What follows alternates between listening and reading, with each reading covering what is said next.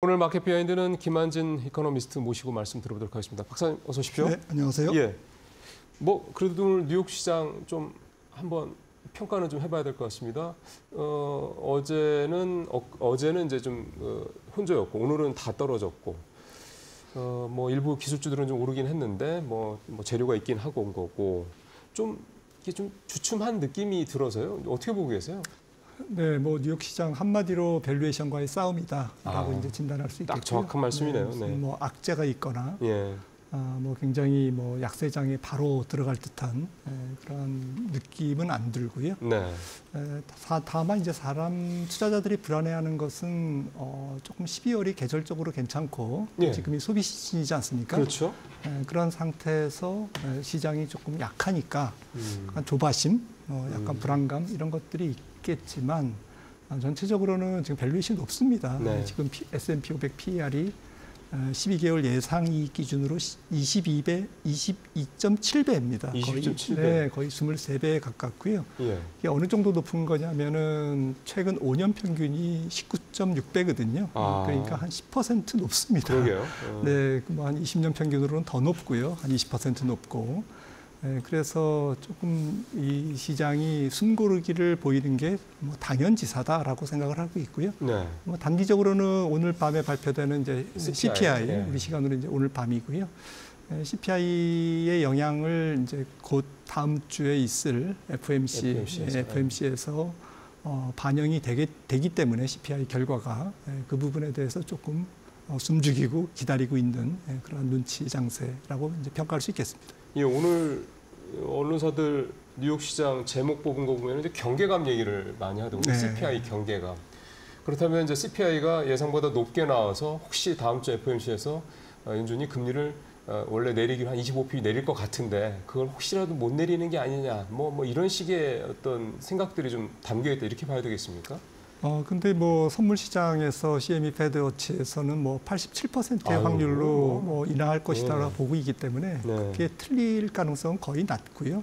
그러니까 가령 물가가 뭐 전월비 0.4% 이상 나와야 연준이 뭐 조금 움찔하겠죠. 하지만 지금 예상대로 0.27 반올림에서 한 0.3 정도 나오면 그거는 뭐 좀 큰 의미가 없을 것 같습니다. 연준의 통화 정책의 결정에 영향을 주지 않을 것 같습니다. 네, 그러면은 이번에는 0.3% 해간 예상치 부합하는 걸로 나와서 예정대로 예상대로 25bp 인하를 한다고 치고 그 다음에 내년 1월 또 예정이 돼 있고 이제 또 FOMC가 또 계속 되잖아요.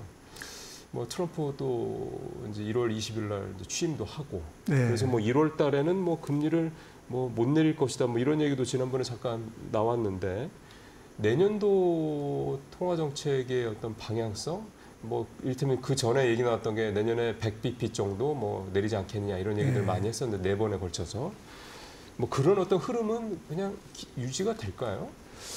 제 생각에는 많이 못 내릴 것 같습니다. 그 많이 못 내린다는 거는 100bp는 못 내릴 거다? 예. 지금 예상으로는 1월 29일 트럼프의 취임 이후 일주일 있다가 이제 1월 29일 FOMC가 내년 첫 FOMC가 열리는데요. 1월 29일은 만약에 이제 다음 주에 내리면 내달 1월 말 FOMC에서는 이제 건너뛸 가능성이 높고요. 질문 주셨듯이 이제 전체적인 연준의 금리 인하 경로가 어떻게 될 것인가에 대해서는 일단 미국 경제가 너무 좋다. 그리고 지금 보여주는 것처럼 매우 좋기 때문에 물가가 아직은 조금 뭐 사정권 안에는 들어가 있지만 2.0%라는 연준의 목표 안에는 거의 이제 근접했지만 이게 잡혀야 잡히는 거거든요. 그렇죠. 그리고 이 정도 상황에서는 연준 위원들이 선뜻 금리를 연속적으로 인하해서 지금 4.0 이하로 기준금리를 4.0 이하로 지금 4.75인데 4.0 이하로 바로 가져가기에는 조금 바쁘죠. 조금 부담스럽죠. 그래서 아마도 저는 내년에 한 2번 정도밖에 인하를 못하지 않을까라고 생각을 하고 있고요. 만약에 더 인하한다면 증시 폭락으로 인해서 소비의 급감이라든지 투자의 급감, 이런 경기에 약간 싱크홀 현상이 나타났을 때 네. 비로소 25bp를 추가 인하하는, 그러니까 베이스 시나리오는 저는 내년에 50bp라고 생각을 합니다. 다음 주에 25bp를 인하를 가정했을 때. 네. 그러면 결국 이제 내년에 지금 박사님 보시는 대로 2번 정도 50bp 정도 내린다라는 거는 시장이 요즘 월가에서 계속 나오고 있는 골디락스 장세가 유지가 된다? 이런 맞습니다. 것도 같이 봐야 되는 건가요? 네. 그리고 연준의 특성상 트럼프의 관세 정책에 선행해서 금리를 내릴 수는 없고, 금리를 올리거나 내릴 수는 없거든요. 통화 정책은 행정부의 정책을 미리 예단해서 올리거나 내릴 수가 없습니다. 그래서 트럼프의 관세 정책이 이제 본격적으로 집행되는 것은 트럼프 정부의 허니문 기간이 끝난 내년 2분기가 될 것 같거든요. 거의 한 6, 7월이 될 것 같은데 그때 나오는 관세 정책을 보고 연준이 뭔가 이렇게 의사결정을 내리겠죠. 즉 하반기나 돼야 관세 정책에 대한 통화 정책의 반응이 나올 수 있다라는 측면에서 그 말씀은 역으로는 상반기에는 관세 정책에 따른 인플레이션이나 경기의 부양 효과가 제한된다라는 거죠. 그래서 지금 보는 경기의 확장 국면이 내년 상반기까지는 그대로 이어질 가능성이 높기 때문에 연준으로서는 상반기에 미리 예단해서 금리를 내리기가 어려운 거죠. 그래서 상반기에 금리 인하가 한 번 내지 많아야 2번 정도가 될 것 같고, 만약에 예상되는 경기 침체와 주가 하락이 안 나온다면 하반기에도 금리 인하는 없을 것이다라는 거죠. 그래서 지금 말씀하신 50bp는 내년에 50bp는 상반기에 2번이 진행이 되고 하반기에는 만약 이런 식으로 장도 괜찮고 지표도 괜찮게 나온다 그러면 하반기에는 없을 가능성이 맞습니다. 있다. 예. 자, 이제 우리 시장 얘기를 좀 해봐야 될 것 같습니다. 사실은 이제 요즘에 미국 시장보다는 좀 온통 우리 시장에 대한 이게 이제 물론 걱정이 가득한 관심이긴 합니다만 우리 시장 얘기를 해봐야 될 것 같은데 12월 3일 이제 비상계엄 발표 이후 이제 4일부터 거래가 됐는데 월요일까지 엊그제까지는 상당히 좀 좋지 않고 어제 굉장히 급등을 좀 했고요. 그래서 어제 코스피 2.4%, 코스닥 5.5%가 오르다 보니까 이제 시장에서는 이제 좀 비상계엄 사태에 따른 이런 돌발 악재에 따른 시장의 충격은 어느 정도 이제 벗어나는 게 아니냐 이런 기대감도 좀 나오는 것 같아서요. 어제 반등 보시면서 좀 박사님은 어떤 판단이 좀 드시던가요? 외국인들이 이틀 연속 좀 샀죠. 코스닥 쪽을 좀 집중적으로 사고요. 코스피는 팔았나요? 어제는 코스피는 어제는 팔았고요. 팔았고요. 그저께는 샀고요. 그저께는 샀죠. 네, 그래서 어쨌든 외국인들이 그렇게 어제 코스피를 팔았지만 조금 가열차게 판 건 아니었고요. 그렇죠. 네, 1,000억 정도 팔았어요. 그런 측면에서 조금은 2,400이 깨지니까 우량주의 저가 매수 기회가 왔다라고 생각하는 장기 투자자들이 많이 늘었다라고 이제 평가를 할 수 있겠고요. 물론 이제 최근에 5일간 연기금이 1조 이상 샀습니다만은 연기금을 비롯해서 또 해외 투자자도 우리나라 우량주에 대한 밸류에이션의 조금 매력도를 보는 것 같고요. 지금 PER 기준으로 코스피가 7.7배지 않습니까? 그리고 많이 떨어졌네요. PBR 기준으로는 0.8이 깨졌고요. 그런 상태에서는 우리나라의 조금 경제 상황 내년도에 만만치 않다라는 것은 이미 다 알려진 사실이지만 그럼에도 불구하고 2,300선대의 코스피는 충분히 매력을 좀 줬다라는 긍정적인 평가를 할 수 있겠습니다. 보면은 이제 대형주들을 좀 어제 삼성전자도 또 올랐고 하이닉스도 어제 오전장에는 소폭 그러니까 약보합권 왔다 갔다 하더니 오후장에는 또 오르고 그러더라고요. 그러니까 결국은 이런 대형주들은 그런 기관들이라든가 외국인들 입장에서 봤을 때는 현재 이 가격대가 사실 더 이상은 떨어지기가 좀 떨어지지 않을 수 있다고 보는 이를테면 바닥이다 이렇게 좀 본다고 이제 해석을 해봐도 되겠습니까? 조심스럽게 그렇게 보는 거죠. 확정하기는 어렵지만 조심스럽게 이제부터는 조금 밸류에이션 매력이 있는 대형 우량주의 경우는 조금 저가 매수를 조금 해도 괜찮지 않느냐라는 컨센서스가 어제 증시에서 좀 보여준 것 같다라고 생각을 하고 있고요. 네. 하지만 이제 결국에는 내년도 경제죠, 한국 경제. 그렇죠. 그리고 이제 기업 실적인데 이런 부분에서는 뭐 앞으로 산 넘어 산이죠. 그렇습니다. 사실 그거는 뭐 사실 우리가 핸들링할 수 있는 네. 문제도 아니기도 하고. 그 연기금 얘기 조금 더 들어가 보면은요. 계엄 사태 이후에만 9천억 정도, 최근 한 달 새 근 3조 원 정도 순매수를 했거든요. 그러니까 이 순매수라는 게 저도 앞서 뉴스브리핑에서 좀 말씀을 드렸습니다만 정부에서 야 니네 좀 안전판 역할을 해야지, 좀 사야지 이렇게 하는 어떤 그런 압박에 의한 거라고만 봐야 되는 건지, 아니면 좀 전에 말씀하신 대로 2,300선대 중반 정도에서는 이제는 이 정도면은 뭐 충분히 저점 매수할 만한 타이밍이다라고 판단을 한 건지. 제가 왜 이렇게 여쭤보냐면 이 연기금이라는 이런 기관 투자들의 순매수의 지속성 여부 때문에 여쭤보는 거거든요. 이게 그냥 잠깐 뭐 그래 니네 뭐 정부에서 뭐라고 하니까 잠깐 뭐 하지 이런 거라면 사실은 이게 큰 의미를 부여할 수 없을 텐데, 그게 아니고 말씀하신 대로 이제는 좀 기관이 알아서 수익을 낼 수 있다고 보고 들어오는 건지, 이런 부분들을 좀 어떻게 좀 판단해야 될까요?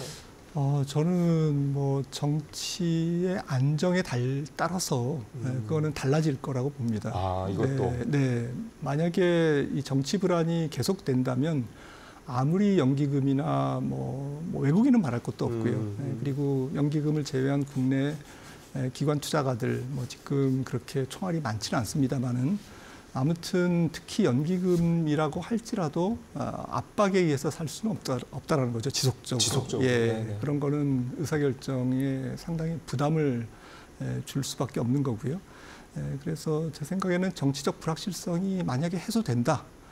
물론 이제 완전히 해소되는 것은 시간이 걸리죠. 왜냐하면 이제 앞으로 뭐 헌법재판소의 판결이라든지 또 뭐 새로운 대선 이라든지 이런 것들이 있기 때문에 완전한 해결은 내년 상반기가 지나야 가능하겠지만, 그럼에도 불구하고 일단 예를 들어서 탄핵 타결이 주말에 된다면 국회 문턱을 넘는다든지 이러면 저는 연기금들이 조금씩은 더 사는 스탠스로 방향을 틀 것 같고, 외국인들도 살 것 같습니다. 네, 일단은 한국의 펀더멘탈 그리고 정치적 불확실성을 충분히 반영한 주가, 우량주의 폭락 이런 부분에서 뭐 적극적으로 사기진 않겠죠. 또 올라가면 또 숨고르기를 하고 하겠지만 일단은 사는 스탠스로 바뀌는 것은 분명하다. 저는 이번 주 토요일이 분기점이라고 생각합니다. 그러게요.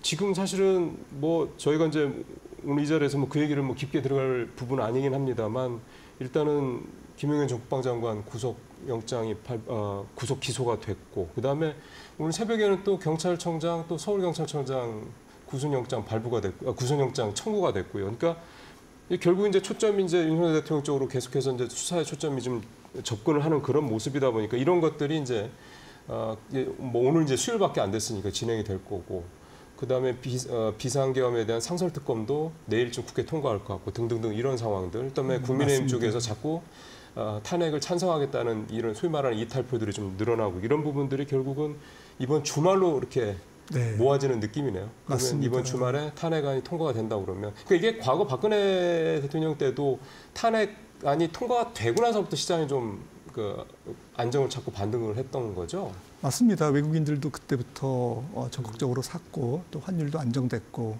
그리고 코스피도 올랐죠. 그때보다 지금 한국 경제가 지금 당면한 환경은 굉장히 더 나쁘지만 그럼에도 불구하고 코스피는 이제 그때보다는 훨씬 싸졌거든요. 그래서 주가가 싸졌기 때문에 기관들, 특히나 이제 장기 투자자들의 스탠스가 계속 팔자 쪽으로 압력을 행사하느냐, 아니면 적어도 중립 내지 플러스 쪽으로 방향을 트느냐라는 이제 분기점이라는 거죠. 정치적 불안정성이 해소가 안 되면 제 생각에는 뭐 이거는 걷잡을 수가 없습니다. 맞습니다. 이제 수급적인 측면에서 하나 더 봐야 될 게 개인입니다. 어제 장이 이렇게 오르는데도 1조 2천억 그제 팔았고요. 어제도 8천억 넘게 양 지수에서 팔았거든요. 그래서 이제 불과 이틀 동안 이번 주 들어서만 좀 2조 원 넘게 개인들이 좀 팔고 있는 건데, 이걸 이제 패닉셀로 봐야 되는 건지 사실 어제 장이 급반등하면은 또 개인들이 좀 순매도 규모가 줄어들지 않을까 생각을 했는데 네. 뭐 그렇게 줄지는 않더라고요. 그러면은 지금 개인들이 소위 말해서 국장을 좀 떠나는 어떤 그런 마음가짐들이 커지고 있는 건지 이 개인들의 이 순매도 이 세는 어떻게 좀 해석을 해야 되겠습니까? 정말 뭐 한국 증시에 대해서 굉장히 실망감 그리고 정치에 대한 실망감 그다음에 내년도 경제의 여러 가지 좀 삼각파도라고 그럴까요? 네. 수출 쪽 통상적인 측면 네. 그리고 이제 내수 네. 그리고 더 이제 좀 심각한 것은 안보, 이 아시아 지역, 특히 이제 북러의 이제 조금 긴밀한 군사 협력과 그렇죠. 네. 지금 윤석열 대통령이 그동안 추진해왔던 여러 가지 한미일 공조 이런 것들에 대한 불안감, 이러한 약간 안보상의 불안감 이런 것들이 복합적으로 경제와 안보에 대한 복합적인 불안감이 순매도로 이어지고 있다라고 생각을 하고 있고요. 네. 이게 뭐 결과적으로 만약에 상황이 안 좋아지면 역시 개미들이 현명했다가 되는 거고요.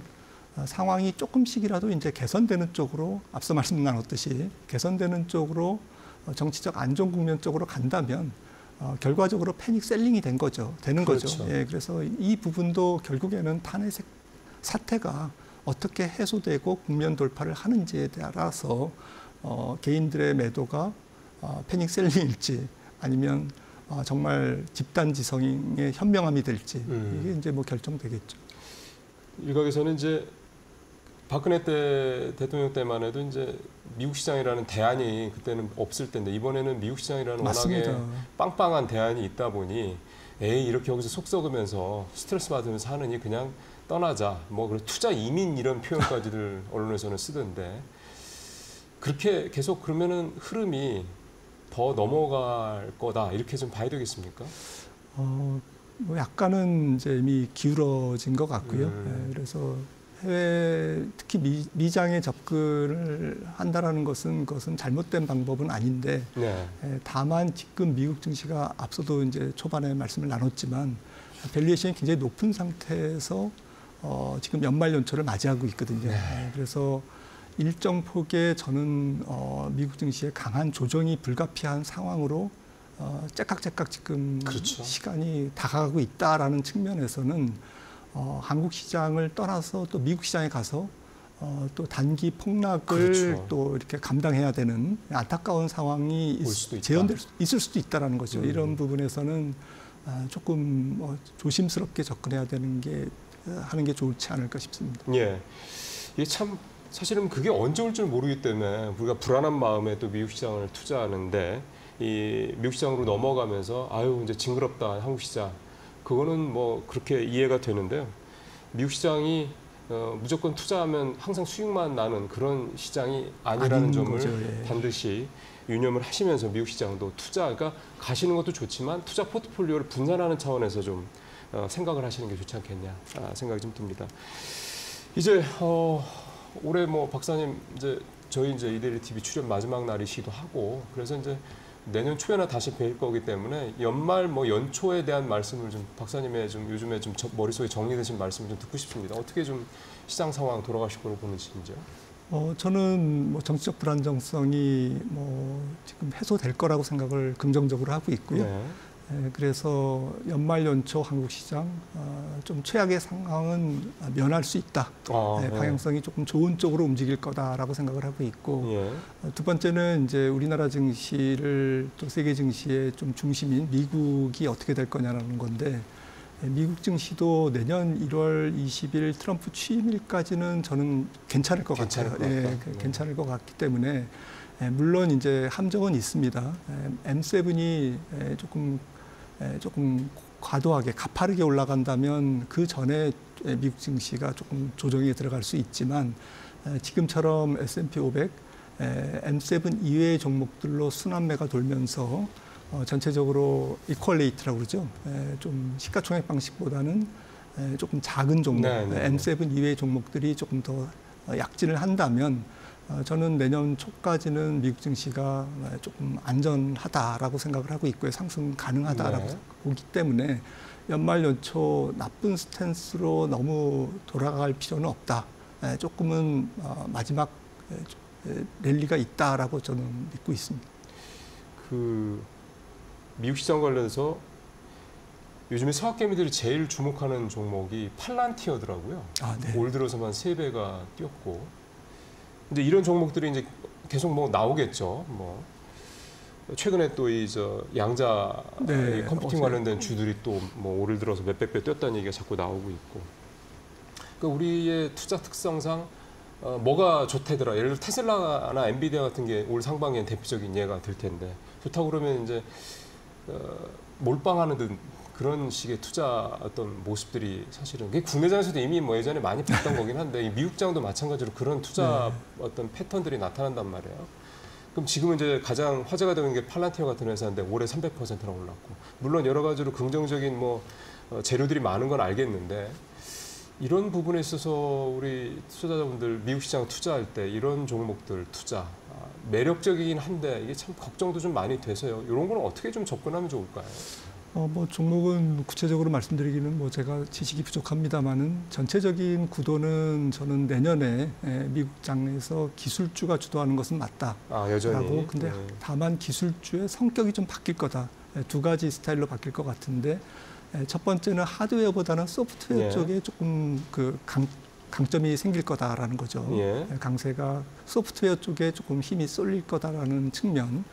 그러니까 AI라는 하드웨어 기반 데이터 센터라든지 클라우드 서비스라든지 이런 것들이 깔린 상태에서 이제는 그것을 가지고 요리를 하는 그러한 소프트웨어 시장이 조금 내년에 만개할 것 같다라는 측면에서 그런 쪽에 좀 초점을 두시는 게 좋을 것 같고, 또 트럼프의 법인세 인하의 혜택, 또 관세 정책의 관세율 인상의 혜택이 중소형주에 훨씬 더 매력을 더할 수밖에 없는 상황이다라는 것이요. 중소형주. 아주 초대형주보다는.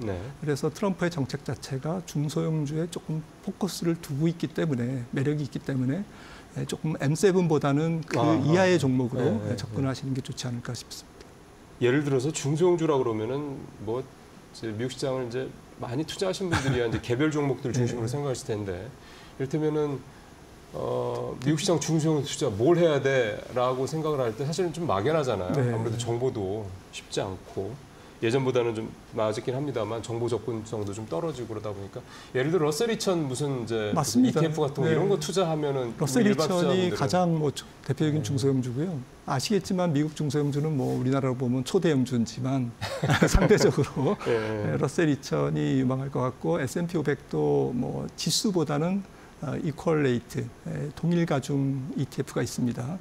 이런 쪽으로 투자하시는 게 조금 위험도 줄이면서 M7의 조정 시 조금 데미지를 적게 입을 수 있는, 우리가 조정 국면을 정확하게 맞출 수는 없기 때문에 조금 뭐 밸류에이션이 조금 더 낮은 종목이라든지 올해까지 많이 못 올랐던 종목, 그런 업종의 ETF를 선정하시는 게 좋지 않을까 싶습니다. 그러면은 정리를 해보면 하드웨어보다는 소프트웨어 업종이 될 것이다. 빅7, M7을 비롯한 빅테크들보다는 중소형 쪽으로 매기가 좀 더 확산이 될 것이다. 그 다음에 예를 들어 ETF 상품 같은 경우는 특정 종목의 비중이 더 많은 그런 식으로 그 종목 구성이 된 상품들보다는, 이를테면은 그게 그러니까 엔비디아가 됐든 테슬라가 됐든 똑같은 비율로 10종목이면 똑같은 비율로 들어가는 그런 동일 가중 ETF 상품들을 좀 눈여겨보실 필요가 있다. 알겠습니다. 무엇보다 지금은 사실은 리스크 관리가 참 중요하다라는 말씀으로 좀 정리가 좀 되네요. 알겠습니다. 박사님 말씀 잘 들었습니다.